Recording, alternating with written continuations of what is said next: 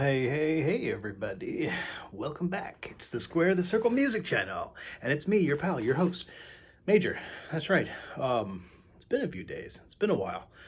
I've just been up to a bunch of the same, just working hard and, it's Christmas season. I happen to celebrate Christmas. But it's the holidays for just about everybody across the globe. So whatever the hell you celebrate, happy whatever it is. I've just been thinking about stuff I want to talk about. And, it being the end of the year, it's that time, we're coming into the darkest, the darkest night of the year, the darkest day. And it's good to sit and reflect of, where you are and what you've done. And it being the holiday season, good time for it. I'm going to go over some of my favorites. I looked at my list of the favorites of 2022, and it was just too much to handle.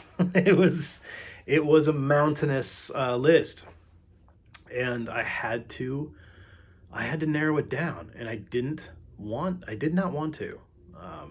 But looking at my collection and the way it's kind of devised these days, and looking at my list of the best of the year, I just kind of decided to just kind of cut it right up the middle.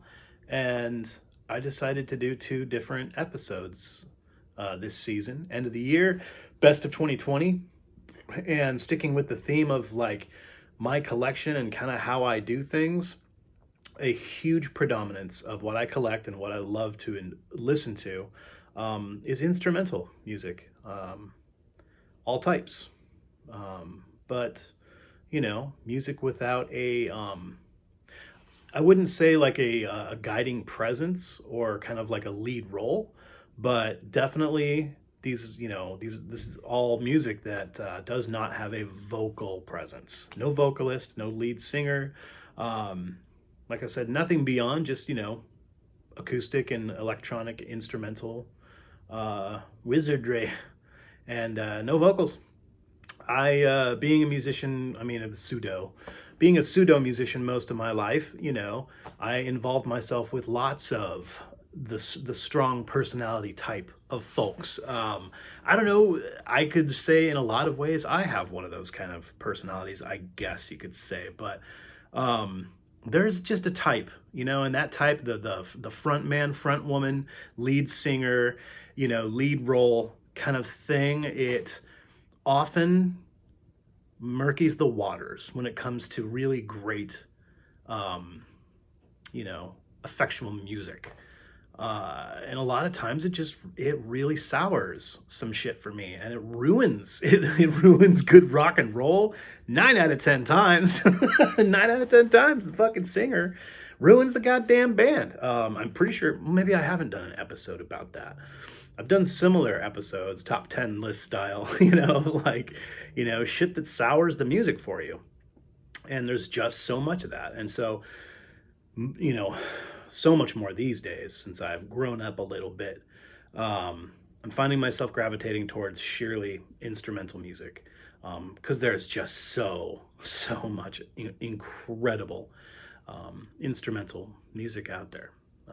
Like I said, sans the vocal presence. So I love vocal music. I love I love singers and songwriters, and I love a lot of great stuff out there. But these days, there's just there's so few diamonds in the rough that it makes it more difficult.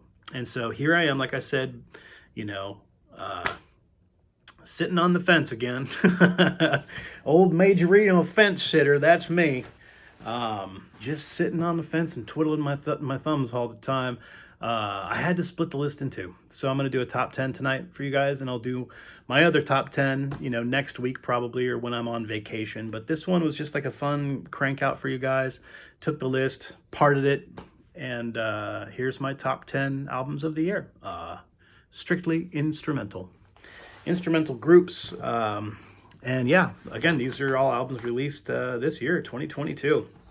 All absolute bangers. So I'm just I'm sharing these with you guys because I really think you ought to check this music out. I'll do my best to kind of like, describe each one for you. I have a little list of notes here, so please excuse me while I'm constantly kind of like reading my notes at you. I don't have a lot in the way to show visually as far as like actual props holding stuff up, because boy, it was a tough year financially. I don't know about you guys. For me, unlike years in the past where I've just been like, oh, my favorite album is that, I'm just going to buy it, and from wherever it is in the world, And that's kind of like the, the gift-given curse that is the internet, is like, yeah, now you have, accessibility to just every corner of the globe, but can you afford it?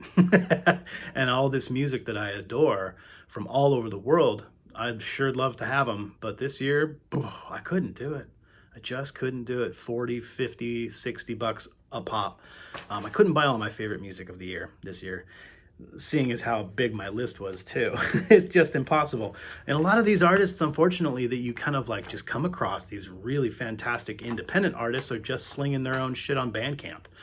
Making a great living, I'm sure, doing really well, especially these solo artists. A lot of instrumental music is primarily made by one individual a lot of the time, so, because, you can really do that. Anyway, this long-winded shit that I just get into, just get to the top 10, Mage. Okay, I'll get to it. Top 10 instrumental albums from yours truly. Here we go. Number 10 on my list. Fantastic group. One of those things you stumble upon just because the cover art of the album really just grabs you by the short and curlies, and it's just beautiful. It's just magnificent, the cover art, and the music is fantastic too. A group called SKWAR. Cool name too. I think they're probably in the running this year for coolest new band name. SKWAR. They're from Poland. I don't even think I want to try this because it's embarrassing. These Eastern, Eastern Bloc countries and how their language. Bydgoszcz? Nah, I don't know what it is. I'll put up the spelling here, but yeah, some colorful, wonderful place in Poland these guys are from. This band called SKWAR and their album Wandering Haze. Wandering Haze. Like I said, beautiful cover art.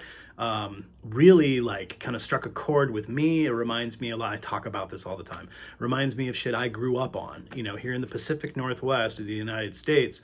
I was coming into my teenage years in the early 90s when, our neck of the woods, our part of the world was kind of like on top of I wouldn't say on top of the musical game, but just popularity wise, culture wise, in a sense, kind of dominating.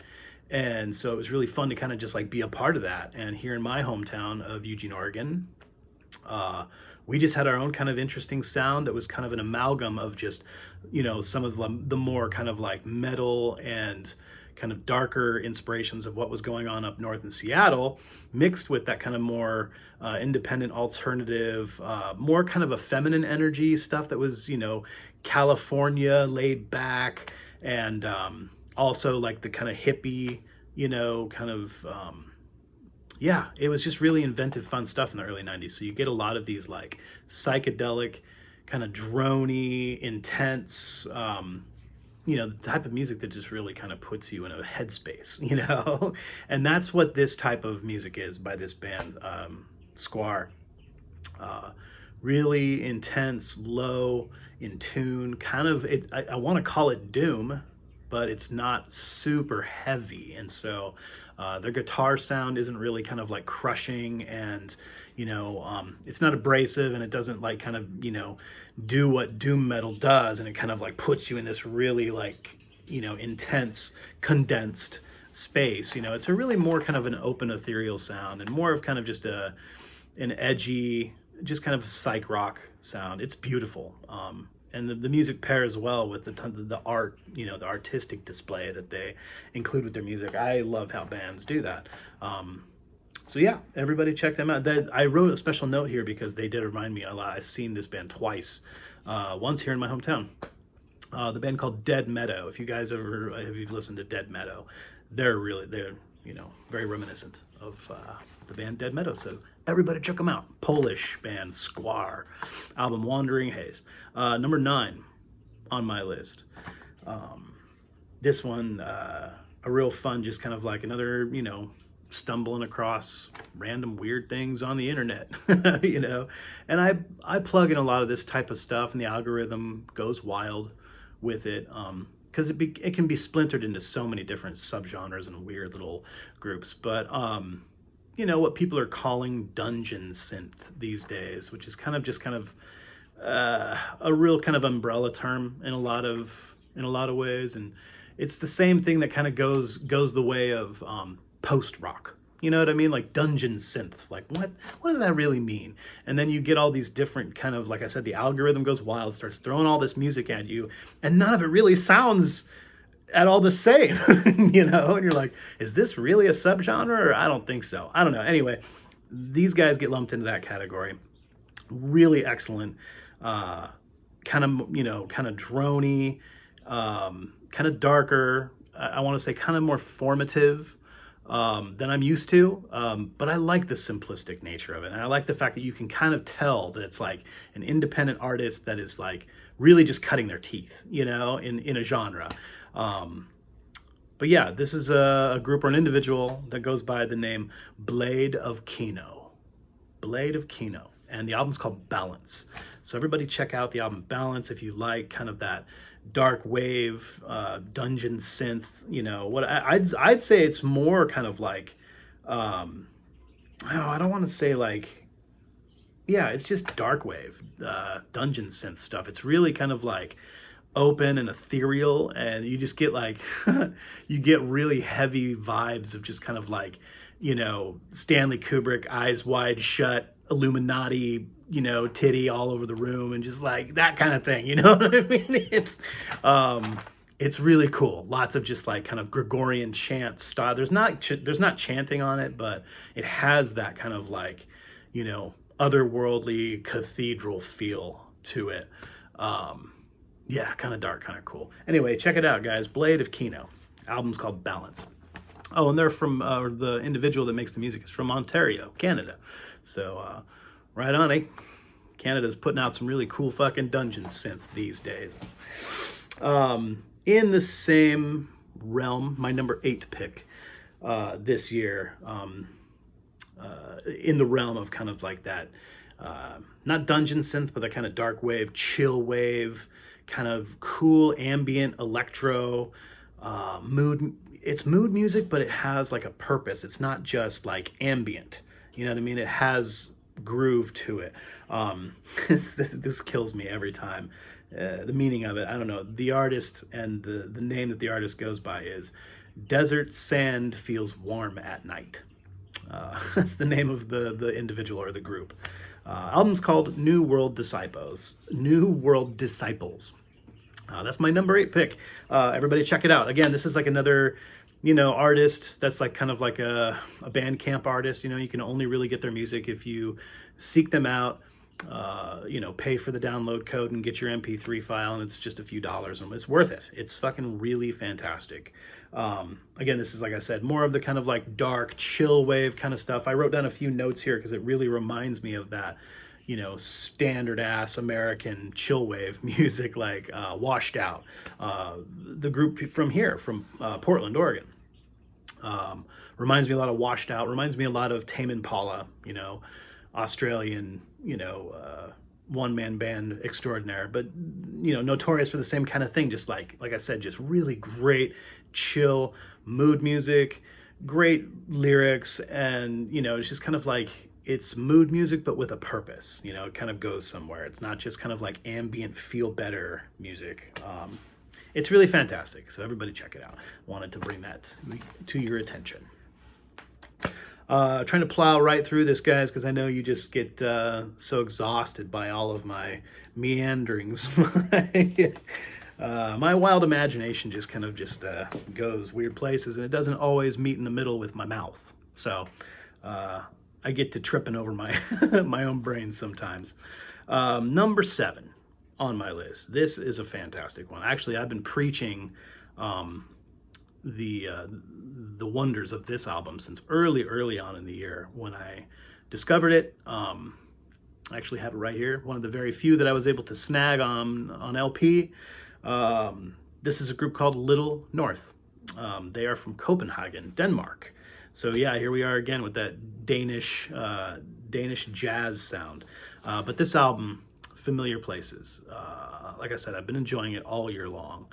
I guess, I mean, it really should be higher on my list, right? I'm just singing its praises, but there's so much other good music this year, guys. So but it's been with me all year, and it's a really fantastic album to put on, to just forget what troubles you. You know what I mean? It's not a difficult, I mean, it's not a challenging listen. It doesn't really take any work to enjoy this. It just happens, and you're part of it, and it's just wonderful. It's just really great. Yeah, jazz quartet. You know, really magnificent mellow trumpet with piano, drums, bass. Sometimes mildly freeform, feels freeform. There's lots of kind of like experimental, smoky moments where it's kind of freeform, smoky jazz. But there's a few tracks on the album that really have like a meter and have, a destination and a serious roadmap going for it. But many of the tracks are just, like I said, just kind of real, not hyper experimental or avant, but just kind of like out there, just kind of out there in the ether. You kind of get that by this, the art on the cover. Man, those Danes, those Danish dudes, and they're just excellent at jazz. Not really any rock and roll feels in it. It's straight up kind of like classic jazz, easy freeform jazz. So yeah, everybody check that out. Yeah, and a few more notes I wrote down here. It's lots of fantastic interjections of just other sounds too. Introducing other players into the fold, just kind of random instruments that you wouldn't normally expect to hear in your jazz. You're hearing some cello, and you're hearing some interesting things here and there. You don't really ever hear a cello, kind of popping up in the mix when you're hearing like freeform jazz. So pretty cool. Great album. Yeah, some moody shit from up north, little north. Number 6 on my list. Getting close to the halfway point here, boys and girls. Maybe this is one I've mentioned once or twice on my channel throughout the year. It's really not, I mean, I've only had it for a few months, but this one technically I think was released in the UK late last year, November of 2021.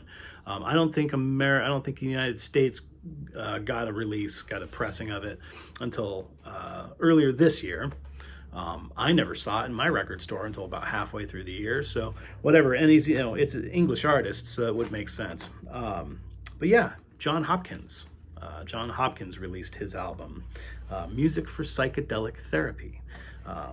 Like I said, English artist, notorious for lots of other great electronic music for years and years and years. But I had never discovered him until just now, and just this album. Jumps off the shelf at you. The art is gorgeous. There's, art display all throughout the gatefold. There's like 4 different, why didn't I pull it out? I have it in my collection. Yeah, it would look really nice. The art is beautiful. Some watercolor, like some pointillism, like watercolor stylings. They look kind of like, these cool, like psychedelic, like jellyfish, like, I don't know. It's really great art, really great music. Like I said, it's stuff the album title is what it is. It's music for psychedelic therapy.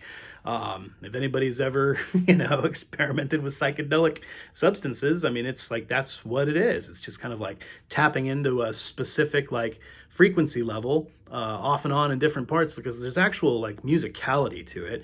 There's some really great like percussive like bells and chimes here and there, but then you kind of get like the reverse sound wave of like these chimes and bells, and the sound wave goes in, and goes into a point and kind of hits you in your brain pocket, like right at that frequency, it's like, yeah, like I said, if anyone has any experience on psychedelic substances, this is a real great album to just kind of like go back into those like, those inner spaces, those doors of perception, like, because you can kind of access certain points on your own without substances to a certain degree. Yeah, great music to stare at the wall at. If you guys are into that kind of shit. So yeah, check it out. John Hopkins, Music for Psychedelic Therapy. That's my number 6 of the year. Pardon me while I wet my whistle. I get to talking quite a bit, and I need to lube things up here. A little bit parched. Okay, well, again, I hope all y'all are having a wonderful holiday season, whatever the fuck you decide you want to celebrate around this time of year. It's all about the music, man. Let's just keep plugging along, shall we? Here we are, my top 5 instrumental albums of the year 2022.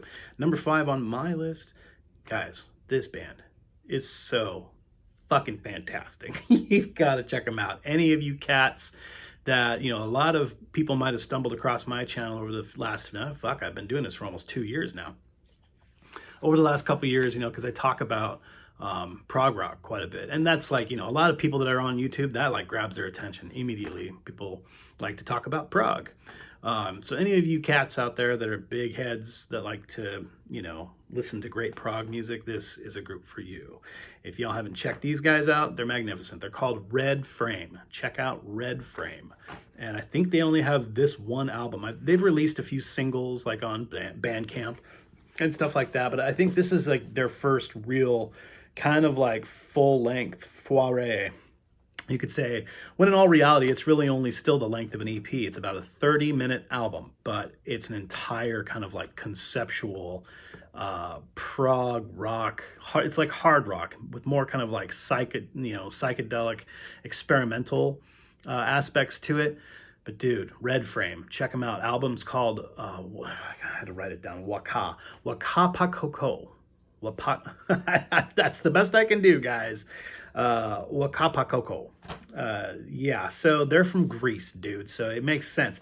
Yeah, from some Thessaloniki, Greece. So yeah, all these words, it's a lot of fucking consonants. So hooray for the Greek band Red Frame. Like I said, you guys dig classic prog, like golden era prog. I'm talking like 1972 Lark's Tongue in Aspic.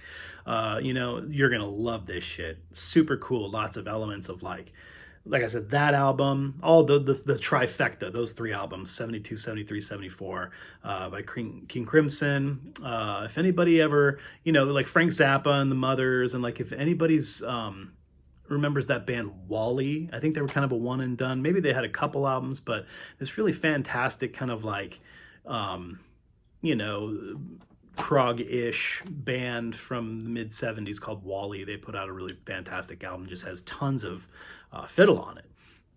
And so, yeah, that's what this album is too. It's just like kind of that crunching, you know, early, I wouldn't say early King Crimson, kind of like middle era, whatever King Crimson, the the faction of Crimson that everybody loves.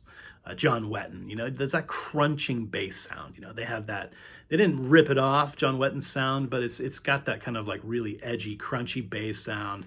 The fiddle in there, and just really magnificent musicianship all around. So, yeah, and like I said, it's kind of a conceptual thing. It's like a 30-minute journey. There's a few moments where, you know, it pans down a little bit, but all in all, like the album really feels like it's 4 tracks, and the album feels like one big conceptual journey. I like that shit. You know, there's another group that I talk about on my channel quite a bit, and they did the same sort of thing. They're a Russian group called Icon, and I like that format for album presentation, where it's like 4 tracks and it's all kind of like one big circular, you know, expression. And each track is only, you know, between 8 minutes and 12 to 14 minutes. And so you have this fantastic kind of like 30 to 40 minute, you know, one big slap in the face. It's magnificent. I like that style, like I said, of music presentation. And that's what Red Frame does. That's my number 5 pick of the year. So there it is. Number 4. Again, I mentioned this and how fancy and weird it was of me to just like latch on to something that I've always hated, totally hated. I don't like reggae, dub, house music. There's a lot of stuff like that I just have no desire to listen to. And for a long time, that's how I felt about like electronica, and you know, but people change. And who would have ever thunk, I never thought that I would change to this degree to where I like something like this. And it just surprised the hell out of me halfway through the year. My, recommendation threw it at me, and the album art cracked me up and made me smile. And I listened to this music, and it's so infectious and so incredibly fun. I just couldn't get over it. I'm talking about Ott.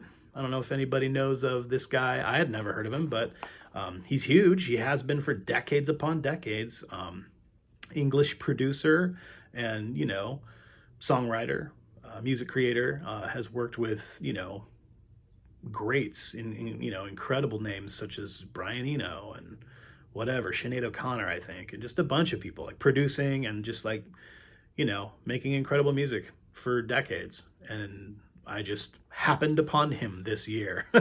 This album, Heads, the album Heads by Ott is, like I said, it's so much fun. It makes you want to move your body. It's still incredibly clever, creative. It's just super fun to listen to. It's got the dub rhythms, but everything on top of the dub rhythms is a halftime cut of that. You know what I mean? So you have that really kind of slow kind of thing, but on top of that is super fast.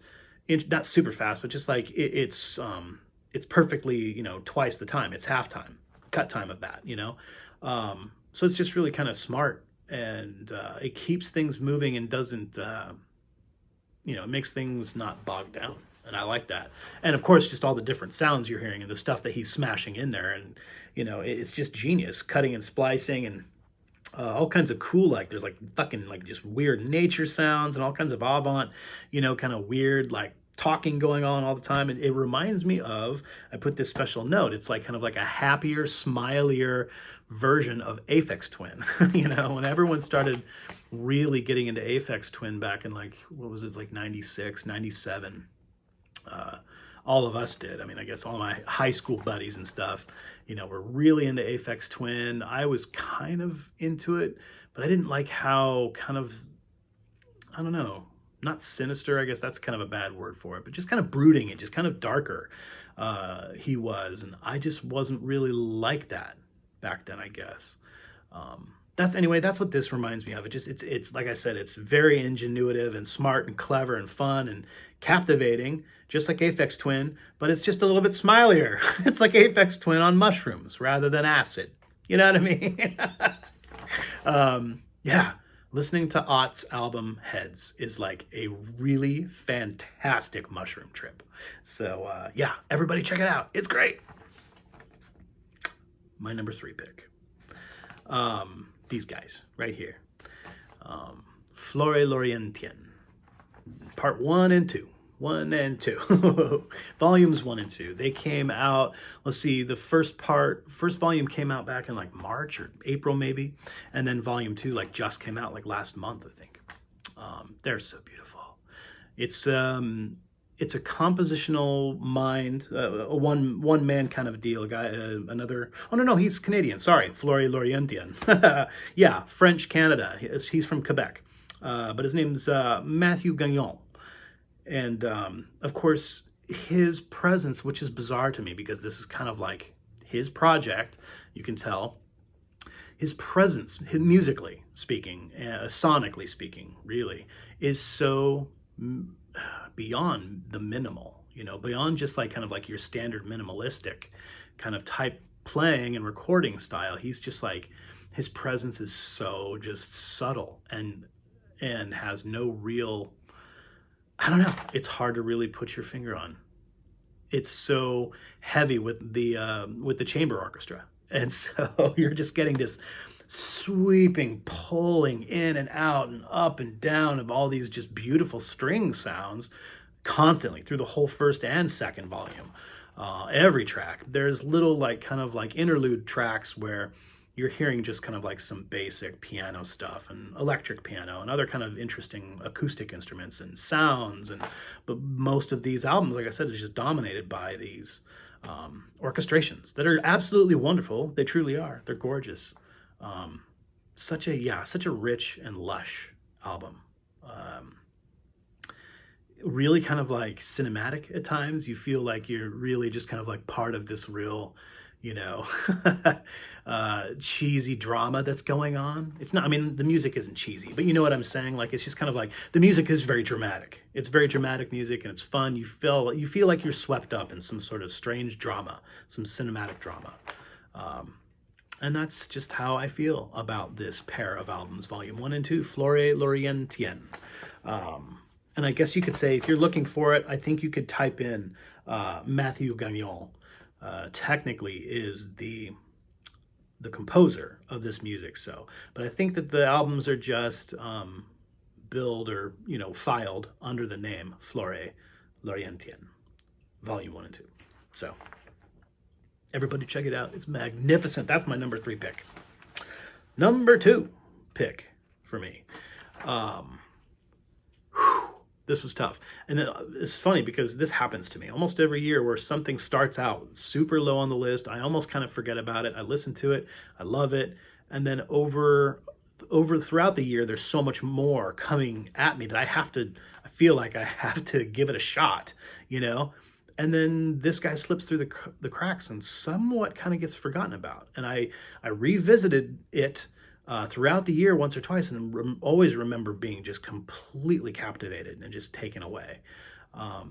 And just recently, since I wanted to, you know, get this list on, you know, on YouTube for you guys, I had to re-listen to it a couple times in the last few days, and just what a fucking gem, dude! What a gem!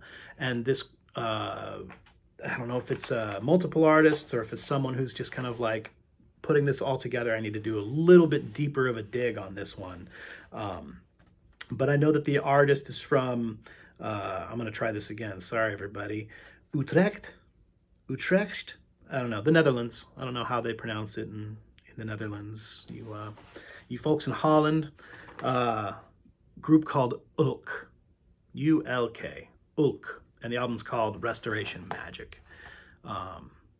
Dude, yeah, this album's so fantastic. If anybody likes, you know, it's whimsical and mildly kind of prog-ish, you know, and anyone that likes the kind of, you know, the frumpier, you know, kind of Renaissance-inspired things about prog, you know, if you listen to Genesis, if you listen to Gentle Giant, if you know, like any of that shit, you're gonna love this stuff because it's hardcore. It's like tried and true, you know, it's like Renaissance fair music from the fucking Netherlands, dude. Like, get on your tights and your feathered cap and let's go to the fair. Yeah, it's wonderful though. And it's so moody and atmospheric, and like you feel like you're going, you know, taking a wagon ride into a misty dell, you know, and I'm sorry, everybody, but it's really atmospheric and beautiful, environmental type of album. Like there's like sounds, there's like barnyard sounds, and there's fucking like waterfall and, you know, nature chirpings and warbles and whatever the fuck. But I like that kind of stuff. It's far more, it still has the elements though that we like about, because it's one of these like dungeon synth things that people just kind of lump into this very strange subgenre. Oh, it's dungeon synth. Well, it's like, no, it's not, man. This shit's far like more proggier and more classically inspired, and like kind of folk world sound inspired. Like there's all sorts of like Celtic themes. There's even like Eastern themes throughout this group and what they're doing in this album. Restoration Magic by the group ULK. I don't know if it's one person or multiple people, but check it out. It's so fantastic. Like I said, if anybody really has a flair for the, you know, a flair for the whatever, you'll love it. You'll love it. Okay, here it is, guys. Thanks for joining me this evening again, talking about my favorite instrumental music of the year, 2022. Boy, it is. Whew. Time is flying. Favorite band of the year as far as bands with no singers. This band is the shit. I have been talking about these guys a lot this year with other people too. Everything about it. The sound, again, kind of like reminiscent of what I first started talking about, just kind of, you know, reminds me of, you know, growing up in the early 90s in the Pacific Northwest. It has those, you know, the sounds and the instruments and the way they're tuning and designing things, I mean, within their sound, the guitar player specifically, just that really great distorted, the guitar distortion, like, I don't know what it is about that era and the specific sound. It just, maybe it was just that everybody was playing a Fender Strat, you know what I mean? And they were just all like beat up, shitty fucking Strats, and everybody, pardon me, I'm gonna boop you guys in the nose here. I got a notification I had to close. Everyone was playing like a Fender Strat through, just like a basic Fender guitar amp too, and everything just was always thrashed and not tuned properly, and just always had a really interesting crunching sound. To all you guitar guys right now, I'm sounding really fucking stupid, I know, because I'm not a guitar player, but there's something about that guitar sound that just is a fucking time machine, you know what I mean? And that's the guitar sound I'm getting from this band. Did I even say the band? I didn't. This group from fucking Poland again, dude. These Polish motherfuckers. This band called Lestrajko. Lestrajko from Poland, and their album's called Sezje. Sezje? I don't know how to say it, but it's fucking magnificent. It transports me back to the 90s. That's all I care about. We're going back to the 90s, guys. Yes! What the hell was that? My stool is falling apart. But yeah, anyway, these guys are fantastic. All, like I said, that guitar sound that's reminiscent of the 90s. All of these other just excellent things all blended together. Everything that I love specifically about krautrock, like that kraut space rock, blended with like elements of the hard rock from the Pacific Northwest of the 90s, but kind of edgier and harder. But all these really cool, like, crowdy moments and then prog moments. It's just fucking a really fantastic mashup of like 4 of my favorite styles of music, basically. And there's no fucking terrible singer to fuck it all up. It's great. And I often talk about just rock and roll without ego. And I'm a huge fan of that. Some of my favorite shit in the world these days. And that's the formula, rock and roll without ego. I won't say without ego, but with as little ego as possible, because you just throw that lead singer, songwriter energy into the mix, and it's just kind of like, it's like I said, it sours everything. And these guys did it right. And again, it's kind of just like that overall, like, encompassing circular feel to it. I don't know the track count on this album, but the songs are of a lengthier duration, thematic in sound, and elementally all together. They all kind of like feel like they're part of a bigger structure. Album design, man, you know what I mean? Like making a music album like it's a story, like it's a concept, like it's a theme. This is very thematic rock and roll, and I love that shit. It's not that weird kind of like grandiose, just for the sake of it type of thing. It's not that. It's very it's fucking meta, dude. It's just meta. It's rock and roll that's meta. Anyway, yeah. And I love it when groups, I really latch on to rock and roll that has, is salt and peppered with the folk sounds of where you're from in the world. There's nothing worse than these killer bands that, like, from Japan or whatever, and they just want to sound like an American band. They just want to sound like a fucking grunge band from Seattle or whatever, and that shit fucking really bothers me.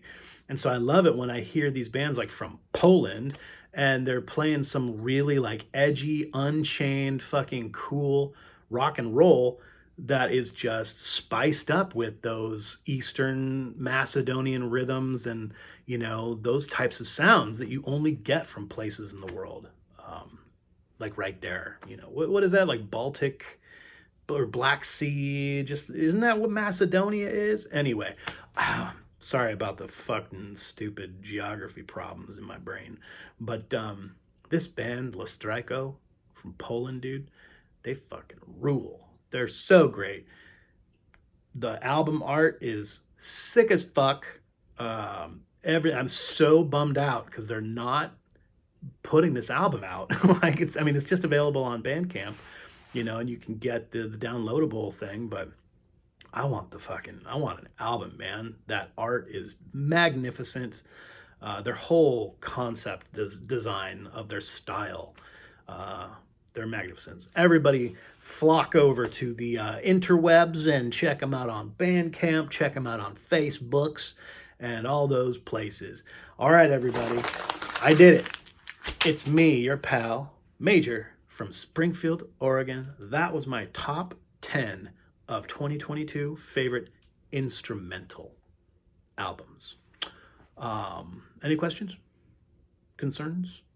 All right. Well, you guys will see me again before the holidays are out.